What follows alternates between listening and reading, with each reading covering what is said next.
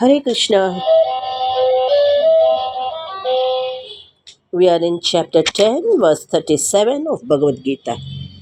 Let us chant Vrishninam Vasudevosmi Pandavanam Dhananjaya Muninamapyaham Vyasah Kavi Namushana Kavihi. Sri Krishna tells, among the Vrishnis I am Vasudeva, among Pandavas I am Arjuna, among sages I am Vyasadeva, among poets I am Ushana. The translation is Vrishnis is Yadava clan, Vasudeva is himself.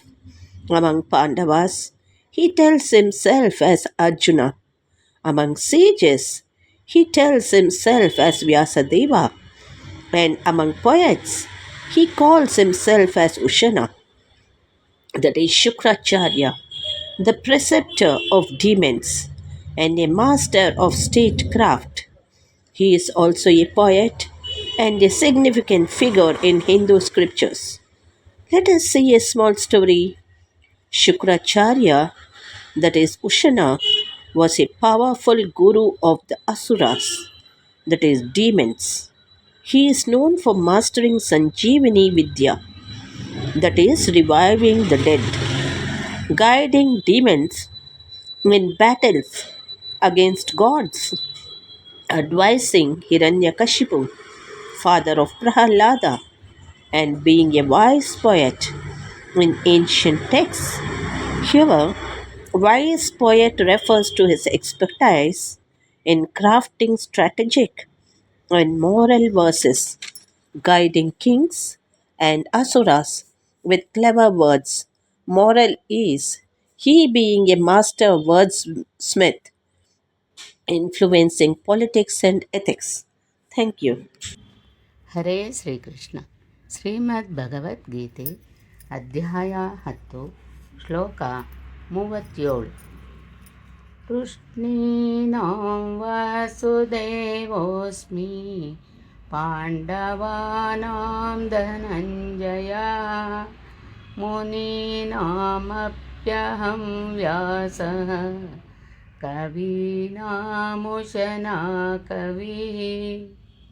ಈ ಶ್ಲೋಕದ ಭಾವಾರ್ಥ: ಕೃಷ್ಣನು ಪರಮಪುರುಷನು, ಬಲದೇವನು ಅವನ ನಿಕಟ ವಿಸ್ತರಣೆ.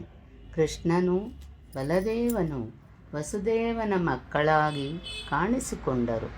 ಆದುದರಿಂದ ಇಬ್ಬರನ್ನೂ ವಾಸುದೇವ ಎಂದು ಕರೆಯಬಹುದು.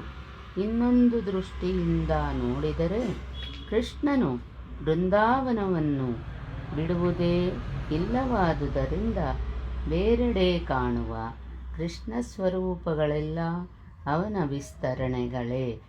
ವಾಸುದೇವನು ಕೃಷ್ಣನ ನಿಕಟ ವಿಸ್ತರಣೆ. ಆದುದರಿಂದ ವಾಸುದೇವನು ಕೃಷ್ಣನಿಗಿಂತ ಬೇರೆಯಲ್ಲ. ಈ ಶ್ಲೋಕದಲ್ಲಿ ಹೆಸರಿಸಿರುವ ವಾಸುದೇವನು ಬಲದೇವ ಅಥವಾ ಬಲರಾಮ, ಏಕೆಂದರೆ ಅವನು ಎಲ್ಲ ಅವತಾರಗಳ ಆದಿಮೂಲ. ಆದುದರಿಂದ ವಾಸುದೇವನಿಗೆ ಅವನು ಏಕಮಾತ್ರ ಮೂಲ ಎಂದು ಅರಿತುಕೊಳ್ಳಬೇಕು. ಪ್ರಭುವಿನ ನಿಕಟ ವಿಸ್ತರಣೆಗಳಿಗೆ ಸ್ವಾಂಶ ಎಂದು ಹೆಸರು. ವಿಭಿನ್ನಾಂಶ ಎಂದು ಕರೆಯುವ ವಿಸ್ತರಣೆಗಳೂ ಇವೆ.